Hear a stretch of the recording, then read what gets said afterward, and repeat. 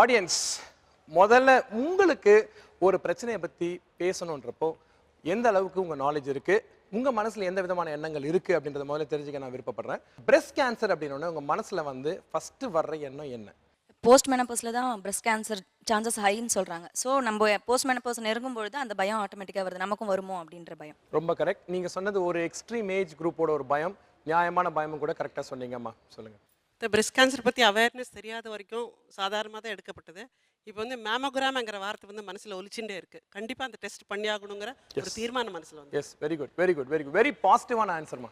ஒரு பெண் அப்படின்னாலே அது வந்து அவங்களுக்கு இந்த பிரெஸ்ட் வந்து ஒரு அழகு சாதனம், அழகு மாதிரி நினைக்கிறாங்க. அதை வச்சு ஹேர் அண்ட் இதுதான் வந்து அழகுன்னு சொல்றாங்க.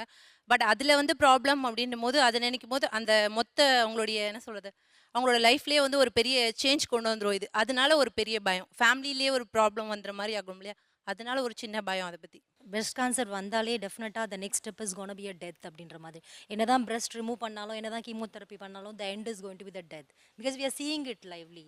So that's my opinion. இல்லை, நான் வந்து ஷோ ஸ்டார்டிங்லேயே எல்லார்ட்டையும் சொன்னது தான், it's a long term illness, இமீடியட்டாக டெத்து வராது. ஸோ அதனால் வந்து அதை ஞாபகத்தில் வச்சுங்க. நீங்கள் எல்லாருமே பேசுறது தான் சொல்கிறீங்க. இன்னொன்று வந்து பார்த்தீங்கன்னா பழைய காலத்து படத்தெல்லாம் காட்டுற மாதிரிலாம் கூட இப்போ எந்த படத்துலையும் கேன்சர்லாம் யாரும் காட்டி பயமுறுத்துறது கிடையாது. ஏன் அப்படின்னா மெடிக்கல் அட்வான்ஸ்மெண்ட்ஸ் அவ்வளோ போயிருக்கு. உங்களெல்லாம் வந்து ஒரு 2-3 சீனில் காமிச்சு ஏமாற்ற முடியாது.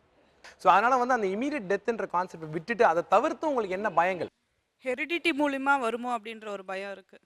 மரபணுவா ஜென்ரேஷன் வருமா அப்படின்ற ஒரு பயம். Okay, thank you. சரி, இப்போ நிறைய பேர் நிறைய விஷயங்கள் சொன்னாங்க. ஸோ டாக்டர்ஸ், இந்த விஷயத்துக்கு இவ்வளோ பயப்படணுமா? இவங்க பயம் நியாயமானதா இல்லை அதிகமாக பயப்படுறாங்களா? உங்களுடைய கருத்துக்கள் என்ன சொல்லுங்க.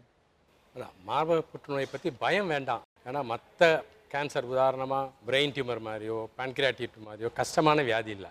இது குணமாகக்கூடிய வியாதி. நமக்கு அதுக்கு விழிப்புணர்ச்சி வேணும், அதுதான் முக்கியம். அதுக்கு வந்து பயப்படுறதுனால அது அர்த்தம் இல்லை. இது ஒரு முக்கியமான உறுப்பு பெண்களுக்கு.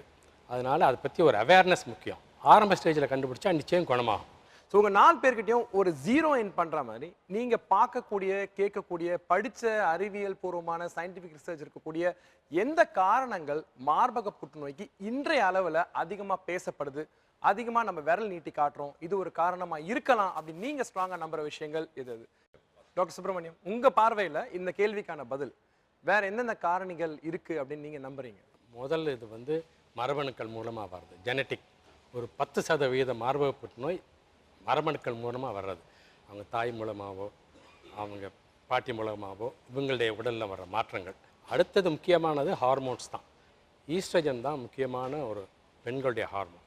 அதனுடைய எஃபெக்ட்னால தான் மார்பகமே டெவலப் ஆகுது. அதனுடைய தூண்டுதல்னால மார்பக புற்றுநோய் உண்டாகுது. பொதுவாக யாராருக்கு இந்த மாதிரி அதிகமாக வருதுன்னா 12 வயசுக்குள்ளே பூப்படைகிறவங்களுக்கு அந்த ரிஸ்க்கு கூட. 50-55 வயசுக்கு அப்புறம் மாதவிடாய நிற்கிறவங்களுக்கு இந்த சான்ஸ் கூட. குழந்தை 30 வயசுக்கு அப்புறம் பிறக்கிறவங்களுக்கு இந்த புற்றுநோய் வர்றதுக்கான, மார்பக புற்றுநோய் வர்றதுக்கான காரணங்கள் கூட. ஒரே ஒரு குழந்தை அல்லது 2 குழந்தை பிறந்துட்டு பால் கொடுக்காம 1 மாதம் 2 மாதம் மட்டும் கொடுக்கறது, அந்த மாதிரியும் ஒரு காரணம். சார் இப்போ சொன்னார் ஹெரிடிட்டி மூலிமா ஒரு 10% வரத்துக்கு சான்ஸ் இருக்குன்னு.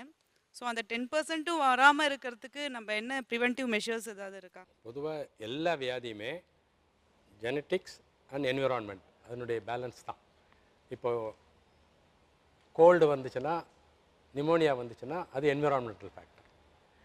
அதே சமயத்தில் கிளெஃப்ட் லிப் அதுனா அது மரபணுக்கள் மூலமாக வர்றது, கஞ்சனிட்டல் இதாக வர்றது. அப்படி ஒரு பேலன்ஸ் தான் எல்லா வியாதியுமே. ஆனால் இப்போது மரபணுக்களை நம்மளால் பரிசோதனை முடியுது. ஜெனட்டிக் டெஸ்டிங், ஜெனோடைப்பிக்னு சொல்லிட்டு, அது சாதாரணமாக அமெரிக்காவிலெல்லாம் அது $1000 அல்லது $1500 ஆகுது. இந்தியாவில் 25,000 to 30,000 அந்த டெஸ்ட் பண்ணிக்க முடியும்.